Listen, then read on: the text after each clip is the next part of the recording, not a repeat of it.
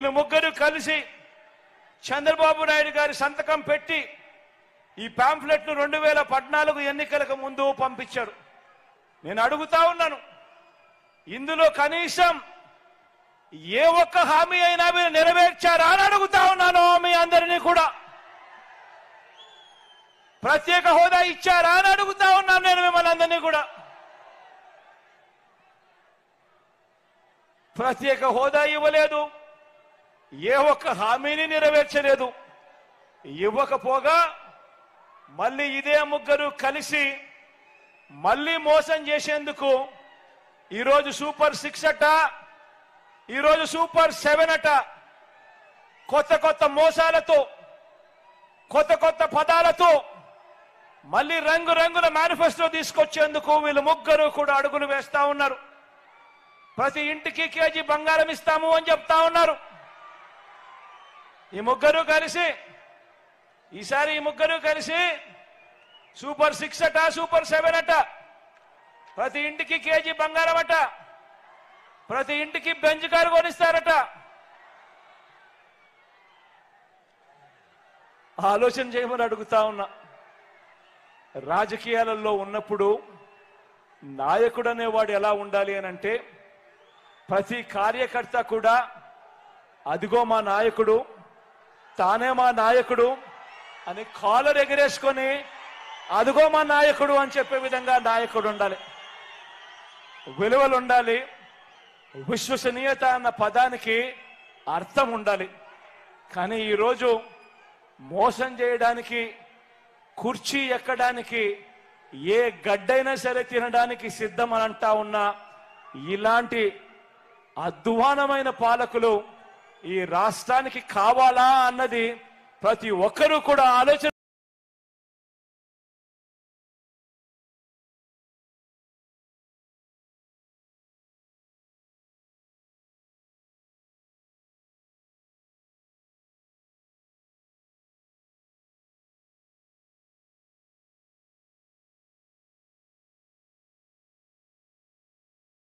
చేయమని చెప్పి నేను కోరుతా ఉన్నాను. దానికి ఏం మంచి జరుగుతుంది అన్నది అందరూ కూడా ఆలోచన చేయమని కోరుతా ఉన్నా. అదే రాష్ట్రం, అదే బడ్జెట్, కానీ ఈరోజు కూడా ఆలోచన చేయమని కోరుతా ఉన్నా.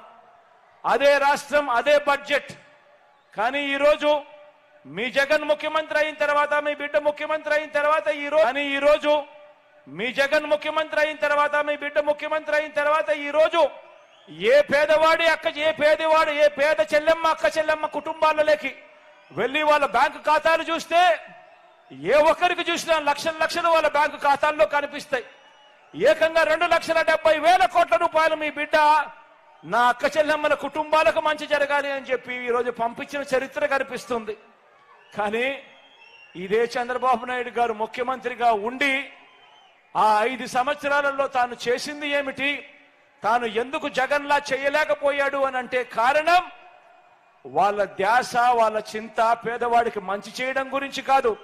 వాళ్ళ ధ్యాస, వాళ్ళ చింత దోచుకోవడము, దోచుకున్నది పంచుకోవడం తప్ప వాళ్ళ ధ్యాస, చింత లేదు అన్నది ప్రతి ఒక్కరూ కూడా ఆలోచన చేయమని అడుగుతా ఉన్నా. మరో వంక మీ జగన్ మనందరి పాలనను చూడండి. మేనిఫెస్టోలో చెప్పిన 99% వాగ్దానాలను నెరవేర్చి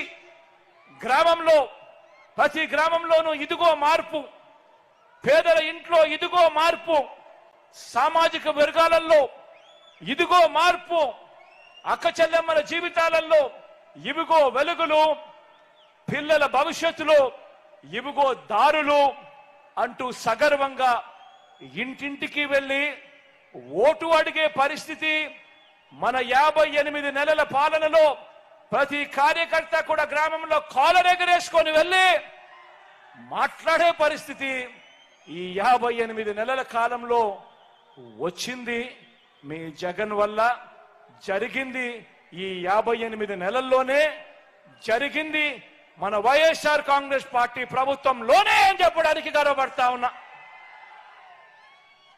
మంచి చేసిన మీ జగన్ మీ అందరినీ దేవుడిని నమ్ముకొని ఎన్నికల బరిలో ఉంటే చెడు చేసిన బాబు పొత్తుల్ని, మోసాలని, అబద్ధాలని, కుట్రల్ని నమ్ముకొని ఈరోజు చంద్రబాబు నాయుడు గారు రాజకీయాలు చేస్తా ఉన్నారు.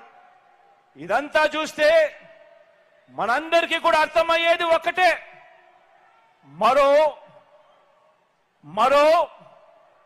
ధర్మ అధర్మ యుద్ధానికి రెడీ కావాల్సిన టైం వచ్చింది. మరో ధర్మ అధర్మ యుద్ధానికి రెడీ కావాల్సిన టైం వచ్చింది. ఈ యుద్ధంలో ధర్మం వైపున మీరు నిలబడడానికి, యుద్ధం చేయడానికి మీరంతా కూడా సిద్ధమేనా అని అడుగుతా ఉన్నాను. జెండాలు జతకట్టిన వారు, జెండాలు జతకట్టిన వారికి, జనం గుండెల్లో గుడి కట్టిన మనకు మధ్య జరగబోయే ఎన్నికల్లో ఎవరు ఏం చేశారో ఇంటింటికి వెళ్ళి చెప్పడానికి, ఇంటింటికి వెళ్ళి అర్థమయ్యేలా చెప్పడానికి, ఓటు అడిగేందుకు మీరంతా కూడా సిద్ధమేనా అని అడుగుతా ఉన్నాను. వారి చీకటి రాతల్ని, చీకటి పనుల్ని బట్టబయలు చేసేందుకు మనకు ఒక ఈనాడు, ఒక ఏబిఎన్, ఒక టీవీ5 ఇలాంటి వారు మనకు తోడు లేరు.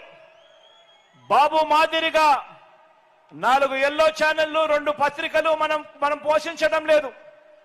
కానీ మనకు ఛానళ్లు లేకపోయినా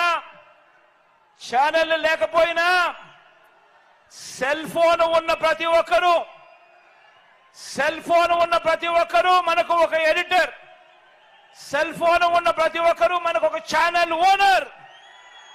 వారి చీకటి యుద్ధాన్ని, వారి సోషల్ మీడియా, ఎల్లో మీడియా అసత్యాల యుద్ధాన్ని ఎదుర్కొనే మహాసేనానులు మీరు.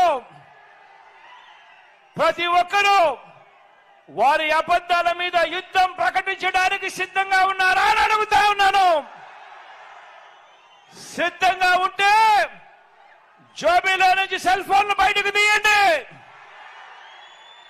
జేబులో నుంచి సెల్ ఫోన్లు బయటకు తీయండి, ఇందులో లైట్ బటన్ ఆన్ చేయండి, సెల్ ఫోన్లు బయటకు తీయండి, లైట్ బటన్లు ఆన్ చేయండి. ప్రతి ఒక్కరూ కూడా యుద్ధానికి సిద్ధమే అని చెప్పి గట్టిగా నిర్ణయించండి. విశ్వసనీయతకు వంచనకు మధ్య జరుగుతా ఉన్న యుద్ధంలో మీరంతా కూడా సిద్ధమేనా అని అడుగుతా ఉన్నాను. పేదవాడి భవిష్యత్తుకు అండగా నిలబడేందుకు మీరంతా సిద్ధమేనా అని అడుగుతా ఉన్నాను. మంచి చేసిన మనందరి ప్రభుత్వానికి తోడుగా నిలబడడానికి 175కు 175 ఎమ్మెల్యేలను, 25కు 25 ఎంపీలను గెలిపించుకునేందుకు, పేదవాడి భవిష్యత్తుకు అండగా ఉండేందుకు, వెలుగుల బాట కొనసాగించేందుకు, ఈ రాష్ట్ర రూపురేఖలను మార్చేందుకు నేను సిద్ధం. మీరు సిద్ధమేనా అని అడుగుతా ఉన్నాను.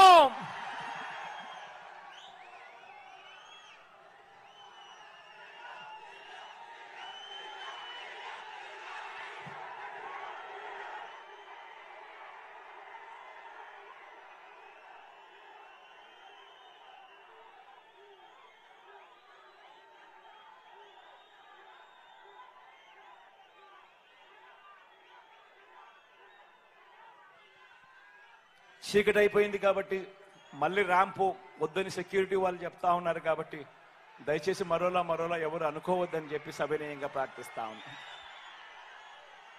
మీ అందరితో కూడా ఇంకో విన్నపం. ఈరోజు మనందరి గుర్తు ఏమిటో మీ అందరికీ కూడా తెలిసే ఉంటుంది. మన గుర్తు ఫ్యాను. ఈ గుర్తు మీ అందరికీ కూడా తెలిసే ఉంటుంది. ఈరోజు మన పార్టీ అభ్యర్థుల కింద ఈరోజు ఎంపీ అభ్యర్థిగా మీ అందరికీ కూడా పరిచయస్తుడైన మన బ్రహ్మానంద రెడ్డి అన్న